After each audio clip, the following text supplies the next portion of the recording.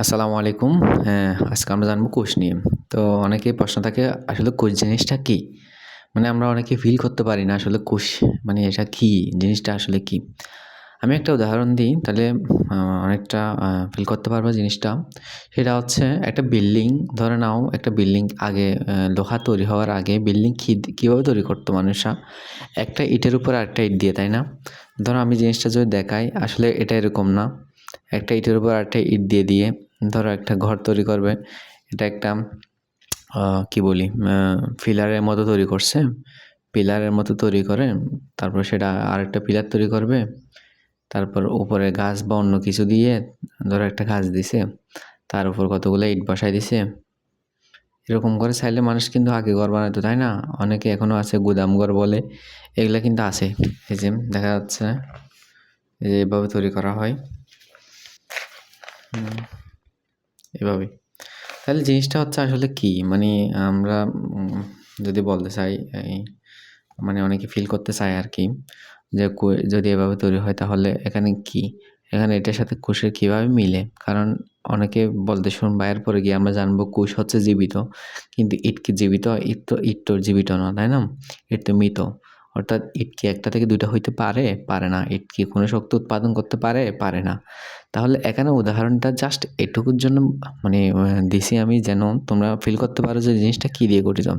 ধর এই বিল্ডিংটা এটা যদি একটা বিল্ডিংয়ের কথা বলি, ঘরের কথা বলি, এই ঘরটা সাথে তুলনা করতে পারি আমরা আমাদের শরীরের সাথে। তাহলে এটা যদি আমাদের শরীর হয়, আমাদের দেহ, এটা যদি আমাদের দেহ হয়, দেখা যাচ্ছে এটা যদি আমাদের দেহ হয়, তাহলে আমাদের দেহে যে জিনিসটা দিয়ে প্রত্যেকটা আমাদের পুরা বডিটা তৈরি হইছে, সেটাকেই বলা হয় কোষ।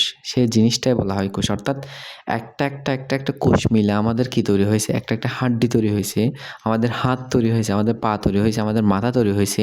সবগুলো একাধিক অর্থাৎ লক্ষ কোটি কোষের সমন্বয়ে কোষগুলাকে একসাথে মিলে আমরা আমাদের পুরো দেহটাকে দেখতে পাচ্ছি। তাহলে আমি যদি বলতে চাই এক কথায় যদি মানে কোষের যদি কোনো সংজ্ঞা দিই, তোমাদের যে পরীক্ষায় যেটা আসবে আরকি, ধরো কোষ কি? তাহলে আমরা কোষকে বলতে পারি ঠিক এইভাবে, কোষ হলো জীবের। জীব কেন? কারণ এটা জীবিত ছাড়া অন্য কারো থাকবে না। কোষ হলো জীবের গঠন। তাহলে আমাদের দেহের গঠন ও কার্যাবলীর কেন? কারণ আমাদের দেহের যত শক্তি উৎপন্ন হয়, যত কাজ হয় সব কিন্তু এই কোষের মধ্যে হয়। কার্যাবলীর ক্ষুদ্রতম একক, কারণ এটাই হচ্ছে আমাদের দেহের সবচেয়ে ক্ষুদ্রতম জিনিস, ক্ষুদ্রতম একক। তাইলে কোষ কি? কোষ হলো জীবের গঠন ও কার্যাবলীর ক্ষুদ্রতম একক। এটাকে আমরা কি বলবো? কোষ বলবো। তো এখানে কোষের যদি আমরা আবার সংজ্ঞায়িত করতে চাই কোষ কয় ধরনের আছে, তাহলে ওখানে গিয়ে আমরা আবার ২ ধরনের পাবো। একটা হচ্ছে কি? দেহকোষ, মানে আরেকটা হচ্ছে জনন কোষ। ওইদিকে না যাই, যদি আরেকটু আগে থাকি আমরা, তাহলে আমরা কোষ মানে দেহ পাবো ২ ধরনের। একটা হচ্ছে বহুকোষী, আরেকটা হচ্ছে এককোষী। অর্থাৎ আমরা যদি মানুষের কথা বলি, তাহলে মানুষ কিন্তু ট্রিলিয়ন কোষ দিয়ে গঠিত। ট্রিলিয়ন মানে বোঝো মিলিয়ন, বিলিয়ন, তারপর আসে ট্রিলিয়ন। তাহলে এই ট্রিলিয়ন কোষ দিয়ে মানুষের দেহটা গঠিত হয়। তাহলে তারপর যদি একটা কোষ দিয়ে কোনো একটা প্রাণী গঠিত হয়েছে এমন প্রাণীর নাম বলি, তা অনেকে পারবা যদিও, আমি একটা বলে দিই, সেটা হচ্ছে ব্যাকটেরিয়া বলতে পারি আমরা বলতে পারি অ্যামিবা বলতে পারি। এগুলো কিন্তু একটা মাত্র কোষ দিয়ে গঠিত। তাহলে একক কোষ দিয়ে গঠিত প্রাণী যদি হয় একক কোষ দ্বারা গঠিত প্রাণী।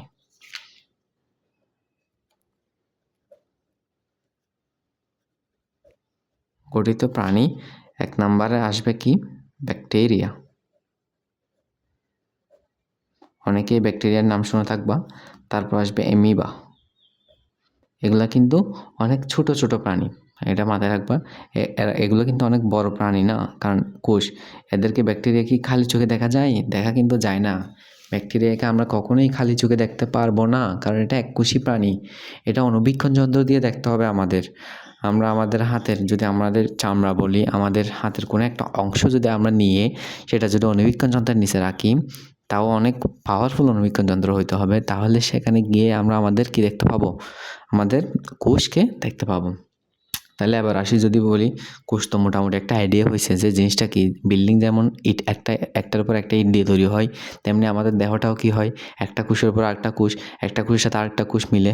যদিও ওই যে একটা ছোট একটা পার্থক্য আছে, সেটা হচ্ছে ইট কিন্তু কি হইতে পারে না, একটা থেকে দুটা হইতে পারে না। এটাকে কি বলে, ভাগ হয়ে যাওয়া না, মানে বিভাজিত হওয়া। অর্থাৎ কোষের বিভাজিত, ইটের বিভাজিত হইতে পারে না, কিন্তু কোষ কিন্তু বিভাজিত হইতে পারে। আর ইট খালি চোখে দেখা গেলেও কোষ কিন্তু খালি চোখে দেখা যায় না, এটা আণুবীক্ষণিক। কোষকে তুমি দেখতে পাবা কিভাবে, একাধিক কোষ মিলে যখন কোনো একটা জিনিস গঠিত হবে ওই জিনিসটাকে দেখতে পাবো কিভাবে।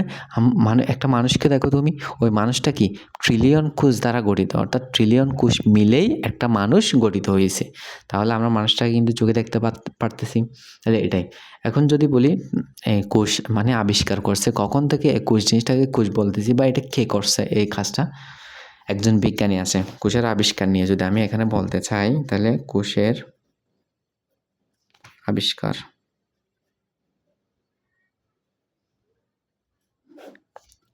একটা সাল মনে রাখবা শুধুমাত্র, সেটা হচ্ছে 1665 সাল।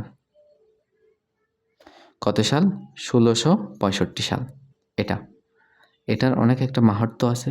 1665 সালে বিজ্ঞানী রবার্ট হুক, নামটা কি বলছি, রবার্ট হুক, বিজ্ঞানী রবার্ট হুক গাছের বাকল থেকে, কিসের? গাছের বাকল, গাছের বাকল বলতে কীরকম, উনি আসলে একটা বোতল নিয়েছিল। আগের বোতলগুলো অনেকে জানবা, আগের বোতলের উপরে আমরা যে ইয়াটা দিই, বোতলের হাঁকটা যেটা ইউজ করি, সেটা আগে বোতলের ক্ষেত্রে একটা গাছের চিপি ইউজ করা হইতো। ওই গাছের চিপিটাই হচ্ছে, মানে এখানে গাছের বাকল বলতেছি। ওই গাছের বাকল থেকে উনি পরীক্ষার সময় প্রথমে কোষের অস্তিত্ব লক্ষ্য করেন। মানে ওইটা দেখার পরে ওইটা উনি অণুবীক্ষণ যন্ত্রের নিচে রাখছে। অণুবীক্ষণ যন্ত্রের নিচে রাখার পর উনি একটা মানে জিনিস দেখতে পাইছে। তো উনি বলতেছে জিনিসটা আসলে কী, মানে এটা কী, এটা তো পরিচিত তেমন লাগতেছে না। তারপর উনি এরপরে জিনিসটার একটা নাম দিছে, যেহেতু কোনো একটা জিনিস আবিষ্কার হওয়ার পর একটা নাম দেয়, উনি এরকম একটা নাম দিছে। সেই নামটা হচ্ছে কি, সেল। এখন উনি এটার সাথে মিলাইছে কেন, উনি অণুবীক্ষণ যন্ত্রের নিচে যখন এটা দেখছে, তখন ওনার কাছে এটা এরকম প্রকোষ্ঠ মনে হয়েছে, মানে এরকম প্রকোষ্ঠ, অর্থাৎ জিনিসটা দেখতে মনে হচ্ছে যে এটা জেলখানার একটা, মানে কয়েদিদের রাখার যে সেলগুলো আছে ওইটা। তো উনি ওখান থেকেই মূলত এই যে সেল কথাটা, যেটার বাংলা হচ্ছে কোষ, এই জিনিসটা নিয়ে আসছে। বুঝছো তোমরা? এটাই হচ্ছে আমাদের কোষের মোটামুটি একটা কথা। কোষের ধরন আছে, এগুলা তো ক্লাস অনেক বড় হয়ে যাবে, আমি জাস্ট বলি। কোষটা আদি কোষ আছে, আবার প্রকৃত কোষ আছে। তা আদি কোষ কোনটা? এই যে একটা কোষ দিয়ে যারা থেকে গেছে এখনো পর্যন্ত, এরা হচ্ছে আদি, মানে এরা অনেক আগের, পুরাতন। একটা কোষ দিয়ে গঠিত এরা। আর প্রকৃত কোষই কারা? যারা একাধিক কোষ দ্বারা গঠিত, যেমন উন্নত কোষ কারা? আমরা মানুষ, হাঁস, মুরগি, গরু, ছাগল সবাই কি প্রকৃত কোষ, এটা আর কি। আর এই কোষের কাজ কি? কোষের কাজ নিয়ে যদি কিছু বলতে চাই, সেটা হচ্ছে কোষ খাদ্য গ্রহণ ও পরিপাক। আমরা যে খাবারটুকু খাই, এই খাবারের মধ্যে আমাদের পাকস্থলীতে গিয়ে খাবারগুলো কি হয়, হজম হয়ে যায়। আমাদের যে পাকস্থলী আছে, ধরো এটা যদি হালকা করে আমি এঁকে দেখাই, তাহলে আমাদের পাকস্থলী আছে, পাকস্থলীতে গিয়ে আমাদের খাবারগুলো এখানে হজম হবে। হজম তো এখানে হইতে পারবে না, তখন জিনিসটা হচ্ছে এইভাবে দেখায়। তারপর দেখো, তাহলে এটা হচ্ছে এই যে একটা জাস্ট আকৃতি আঁকছি আমি, এটা অনেকে চিনবা পরে। তাহলে এই জিনিসটা হচ্ছে এখানের মধ্যে খাবারগুলো আসবে, এখানের মধ্যে সেই খাবারগুলোকে মন্ড পাকিয়ে ফেলবে। সে মন্ড থেকে তারপর এখানে আমাদের রক্তনালী আছে, এরপর আমাদের পুষ্টিগুলো রক্তনালীতে চলে যাবে। সে রক্তনালী পুষ্টিগুলোকে নিয়ে গিয়ে কোথায়, আমাদের কোষের কাছে পৌঁছায় দিবে। কোষ সেগুলোকে কাজে লাগিয়ে আমাদের দেহের উপযোগী খাদ্য গ্রহণ, অর্থাৎ প্রত্যেকটা কোষের জন্য খাদ্য গ্রহণ, খাদ্য পাবে। মোটামুটি বলা যায় এখানে তাপশক্তি উৎপন্ন হয়।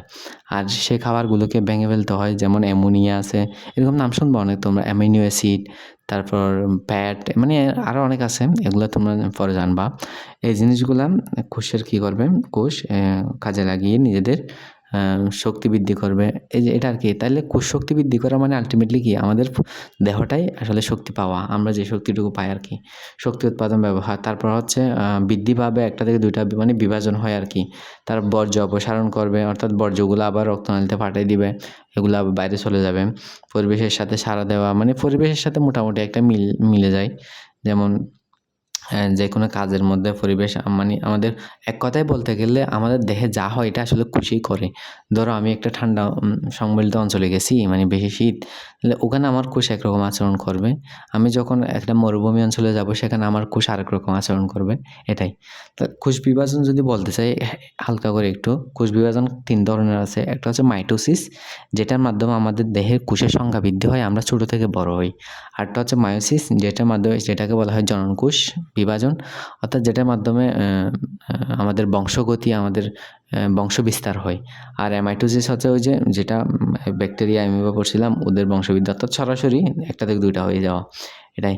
আর এখানে সবচেয়ে গুরুত্বপূর্ণ যে জিনিসগুলো সেটা হচ্ছে মানুষের শরীরে প্রায় কত আছে কোষ, কোষের সংখ্যা যদি মানুষের শরীরের কথা বলি, মানুষের শরীরে কোষের সংখ্যা কথা যদি বলি, এটা প্রায় 37 ট্রিলিয়ন।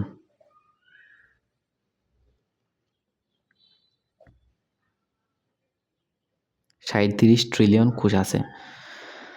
তারপর মানুষের আকার আর মানে গঠনের ভিত্তিতে এগুলা বিভিন্ন ধরনের হতে পারে।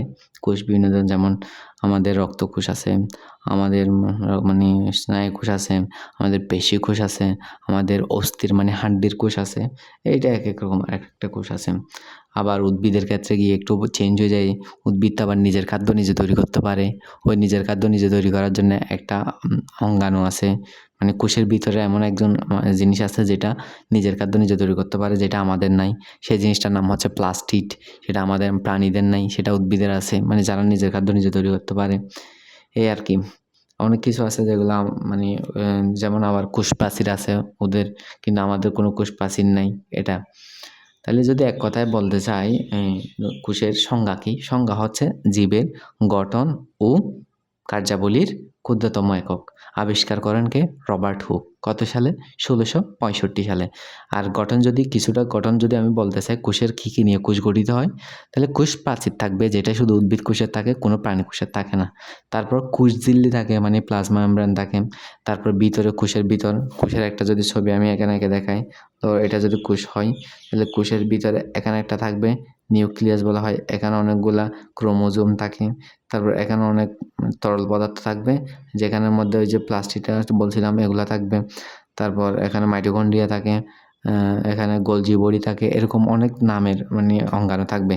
এখানে কোষকে সাধারণত 2টা ভাগে ভাগ করা হয়। একটা হচ্ছে কি কোষের নিউক্লিয়াস, আরটা হচ্ছে কোষের সাইটোপ্লাজম। মানে এখানে যা থাকবে সেটাকে বলা হয় সাইটোপ্লাজম। আর এটার নাম হচ্ছে কি নিউক্লিয়াস। এই নিউক্লিয়াসের মধ্যে কি থাকে? ডিএনএ, যে ডিএনএর কথা বলি আমরা এগুলা, অর্থাৎ ক্রোমোজোম, ডিএনএ এরা। আর নিউক্লিয়াসের বাইরে কি থাকে? সাইটোপ্লাজম। এখানে অনেক ধরনের অঙ্গাণু থাকে। তার সাইটোপ্লাজমের মধ্যে মাইটোকন্ড্রিয়া থাকে, প্লাস্টিড থাকে, ক্লোরোপ্লাস্ট আর কি, যেটা শুধুমাত্র উদ্ভিদ কোষে থাকে। আর ধরন কি? কোষের কয়েক ধরন বলছি। কোষ নর্মালি 2 ধরনের, এককোষী আর বহুকোষী। এককোষীকে অ্যামিবা আর ব্যাকটেরিয়া, আর বহুকোষী হচ্ছে মানুষ, গাছপালা, হাঁস মুরগি এগুলা। কোষ বিভাজন কীভাবে হয়? কোষ বিভাজন হচ্ছে মাইটোসিস আর মিওসিস, মানে উন্নত কোষের ক্ষেত্রে। আর মেইন কাজটা কি? খাদ্য গ্রহণ আর শক্তি উৎপাদন করা। বৃদ্ধি ও বিভাজন হয়, মানে এটা বড় হয় আর বিভাজিত হয় 1টা থেকে 2টা। কারণ একটা বাচ্চা থেকে আমরা একটা পরিপূর্ণ মানুষ হয়ে যাই না, তাহলে এখানে বৃদ্ধি হচ্ছে যেমন, বিভাজন হয় তেমন। আর বর্জ্য অপসারণ হয়, আমাদের দেহের কত খারাপ বর্জ্য তৈরি হচ্ছে এগুলো বাইরে বের করতে হয়, এই জিনিসগুলোও কোষের কাজ। পরিবেশের সাথে সাড়া দেওয়াও কোষের কাজ। আর যে জিনিসগুলো গুরুত্বপূর্ণ তথ্য বলছিলাম, 37 ট্রিলিয়ন কোষ আছে। আর উদ্ভিদ কোষে প্লাস্টিড থাকে, যেটা প্রাণী কোষে থাকে না, মানে আমাদের দেহে থাকে না। আর প্রাণীর সাথে প্রাণী কোষে কি থাকে না। আর অন্য একটা জিনিস যদি বলতে চাই, এটা হচ্ছে কোষ প্রাচীর। মানে কোষের এই যে বাইরে যে লেয়ারটা আছে, এখানে একটা লেয়ার থাকে, সেই লেয়ারটা উদ্ভিদ কোষে থাকবে কিন্তু প্রাণী কোষে থাকে না, এটাই আর কি। তাইলে যতটুকু বললাম এটাই ঘুষ নিয়ে মোটামুটি একটা আইডিয়া। এখন এর মধ্যে প্রশ্ন থাকলে তোমরা বলতে পারো। আর ধারাবাহিকভাবে যদি চাও আরও ভিডিও দিই তাহলে কমেন্টে বলতে পারো। আমি নতুন করে ভিডিও বানাই। মানে মেইন তথ্যগুলোকে নিয়েই মোটামুটি একটা সামারি টাইপের ভিডিও দিব ইনশাআল্লাহ।